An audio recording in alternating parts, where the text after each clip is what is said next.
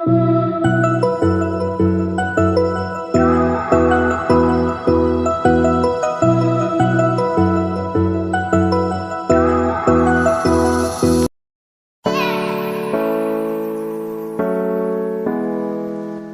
guys, welcome back to our YouTube channel and to the another vlog. So আজি মানে আপোনালোকৰ পছন্দৰ ঠাই আৰু আমাৰ পছন্দৰ ঠাই আমি ৰেল লাইনত আছো মানে হেৰি বহুত দিন ধৰি চেষ্টা কৰি আছো যে এটা ৰেল লাইনত ব্লগিং বনাম মানে ডেইলি ব্লগ ক'ব পৰা যায় আৰু হেৰি তাৰ কাৰণে আমি আহিছো আমাৰ গোৱালপাৰা লোকেল গোৱালপাৰাত থকা ৰেল লাইন আৰু ৰেল ষ্টেচনৰ কাষত আৰু আজি আমি আমাৰ ভাল লগা প্লেছত আহিছো সকলোৰে ভাল লাগে এনেকুৱা এটা প্লেচ আৰু ক'ত আছো কৈ আছো কিছু সময় পিছত চাই থাকক পুৰা ভিডিঅ'টো মানে হেৰি ক'ত যাম আজি আৰু মোৰ লগত আছে নাছিৰ জানে সকলে জানে মোৰ পাৰ্টনাৰ হেল্ল' গাইস সদায় থাকিব ব্লগত আৰু নাছিৰ অবিহনে ব্লগ কৰাটো এটা ইম্পচিবল বহুত টাইম খোজ কাঢ়ি আছো খোজ কঢ়া অহাৰ পিছত অলৰেডি ষ্টেচনটো পাইছো আৰু ষ্টেচনৰ মানে বহুত দিন ধৰি ষ্টেচনত অহা নাই আমাৰ এখন গোৱালপাৰা ষ্টেচন আৰু গোৱালপাৰা ষ্টেচনত বহুত দিন মানে হল অলৰেডি ক'ব পৰা যায় 5-6 বছৰ পিছত আহিলো আৰু নাছিৰ নাহিব তথাপি জোৰ জবৰদস্তি লৈ আহিছো মানে বহুত দিন হল এনেকুৱা মুক্ত পৰিবেশ দেখা পোৱা নাই মানে ভাল লাগে এনেকুৱা দৃশ্যবোৰ আৰু লগতে আজি আমাৰ ব্লগৰ মাজত মানে ফাইনালি মানে লাইভ একদম লাইভ দেখাম আপোনালোকক চলন্ত ৰেলগাড়ী অহা আৰু বহুত ভাল লাগে আৰু ইয়াৰ পিছত আমি আমাৰ কলেজৰ ডিগ্ৰীৰ এডমিশনৰ প্ৰবলেমটো সলভ হোৱাৰ পিছত আমি অসমৰ বহুত ঠাই আছে অসমত বহুত ঠাই আছে আমি ট্ৰেনেৰে ট্ৰেভেলিং কৰিম আৰু নি ব্লগ শ্বুট কৰিম এইটো প্ৰগ্ৰাম অলৰেডি হৈ গৈছে আৰু তাৰ কাৰণে আমি সেভিং কৰি আছো কিছু টকা আমি সেভিং কৰি আছো মানে আমি অসমৰ বিভিন্ন ঠাইত ওলাম আৰু যেহেতু আমাক বৰ্তমান দুচক বাহনত মানে স্থলপথ বাহন বাছ গাড়ীত ট্ৰেভেল কৰি ব্লগিং কৰাটো সম্ভৱ নহয় তাৰ কাৰণে আমি সেভিং কৰি আছো আমি ৰেলেৰে যাত্ৰা কৰিম আৰু অসমৰ লগতে বাংলাদেশ নেপাল সিকিম তাৰপিছত কলকাতা সকলোবোৰ ভাল ভাল প্লেস ব্লগিঙৰ মাজত দেখাম আৰু বেছিকৈ যদি ক'ব পৰা যায় অসমৰ চিনাকি অকল অসমৰ চিনাকি নহয় ইউটিউব জগতৰ চিনাকি কিছুমান ইউটিউবাৰৰ লগত মিট আপ কৰিম এইটো বেসিক্যালি ইন্টাৰেষ্টিং মোৰ কাৰণে কাৰণ মই ইউটিউবাৰৰ লগত কথা পাতি বহুত ভাল পাওঁ আগত ভাবা নাছিলো বাট এতিয়া সিৰিয়াসলি হৈছো যে যদি কিবা কৰিব বিচাৰে তেনেহলে ইউটিউবাৰৰ লগত মিট আপ কৰিম আৰু কিছু কথা পাতিম আৰু চলন্ত ৰেলগাড়ী আহি আছে দেখাই আছো আপোনালোকক অলপ ধৈৰ্য সহকাৰে থাকক আৰু দেখা পাইছে নিশ্চয় বৰ্ডখন সেই ফ্লগখন গোৱালপাৰা টাউন বুলি কাৰণ হয় আমি গোৱালপাৰা টাউনত আছো আমাৰ নিজস্ব ডিষ্ট্ৰিক্টত এখন ৰেল জংচন আৰু গোৱালপাৰা টাউনৰ ৰেলৰ ট্ৰেকবিলাক চাওক অকল অসমৰ নহয় বহুত ষ্টেটৰ লগত সংযোগ কৰে এইখন ৰেল ট্ৰেক আৰু চাওক একদম ষ্টেচনত বৰ্তমান কৰোনা ভাইৰাছৰ কাৰণে লকডাউন অনলাইন বুকিং ইমান বুকিঙৰ দ্বাৰা কিছু যাত্ৰীয়ে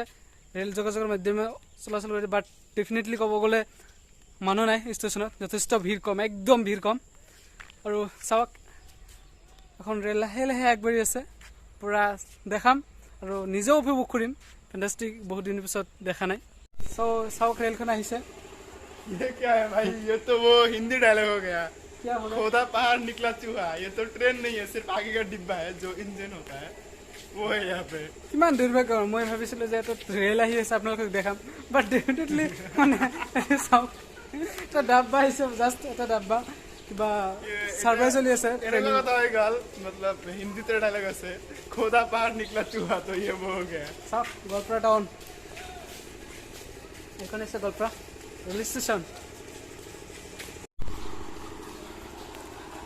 নাছিৰ মানে গোৱালপাৰা টাউন এতিয়া বহুত মানে হেৰি কোনো মানুহে নাই কিবা কোৱাচোন এতিয়া লকডাউন চলি আছে নহয় তাৰ কাৰণে হয়তো এনেকুৱা চাহৰ দোকান কমপ্লিটলি খোলা নাই আৰু চাওক এতিয়া বাজিছে 5:28 কাৰণ আমি আবেলি আহিছো সন্ধিয়া ভাগ টাইমত আৰু মাস্কটো কম্পালসৰি নহয় ন এতিয়া কম্পালসৰি নহয় আৰু মাস্কটো কম্পালসৰি নহয় চাওক ইফালে কাম চলি আছে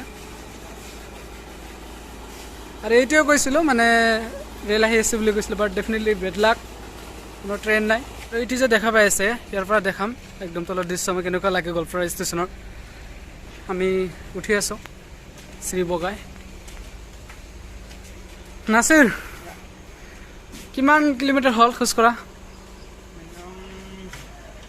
কিবা 3 কিলোমিটাৰ হ'ব। ঘৰৰ পৰা চিয়'ৰটো? ঘৰৰ পৰা 3 কিলোমিটাৰমান হ'ব। ঘৰৰ পৰা 3 কিলোমিটাৰ। মানে আমি এক্সাৰচাইজ কৰি আছোঁ, হেৰি মানে ইমান এলেহুৱা হৈ গৈছোঁ লকডাউনৰ কাৰণে। তাৰ কাৰণে এক্সাৰচাইজ প্লাছ নতুন ঠাই আপোনালোকৰ সকলোৰে কাৰণে। চাওক আৰু ফাইনেলি আমি উঠিছোঁ। চাওক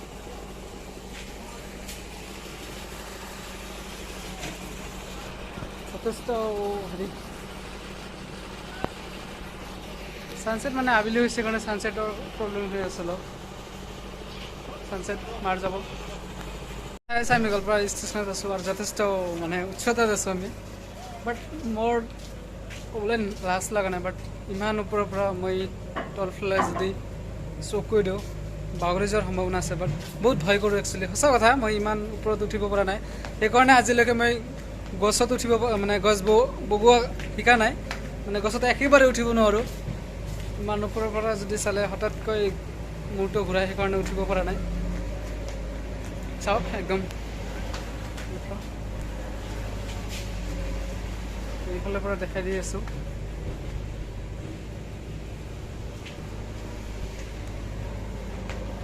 আমাৰ কাৰণে মানে মিৰাকেল এটা সোমাই গ'ল মানে ট্ৰেইনখন।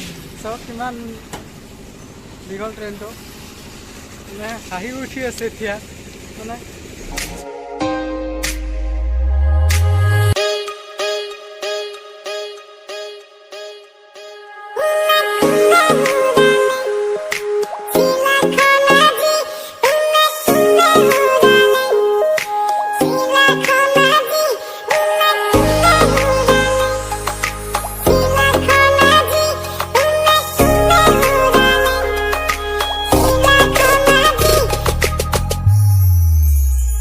তুমি মোৰ বুকুতে গোপনে গোপনে আহি সোমালাহি, তুমি মোৰ হিয়াতে।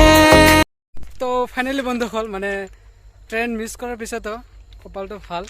চাওক চলন্ত গাড়ী আহি আছে আৰু ফুটেজটো সম্পূৰ্ণ হ'ব, মানে ব্লগটো সম্পূৰ্ণ হ'ব ট্ৰেইনখন দেখাৰ পিছত।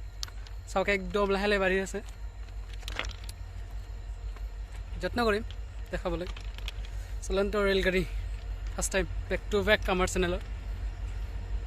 নাছিৰ প্ৰেমত আছোন আহি আছোঁ দাদা।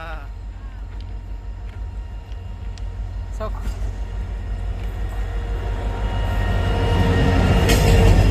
তো গাইজ এগেইন আমাৰ লগত সেইটোৱে হ'ল, খোদা পাৰ নিকলা চুৱা।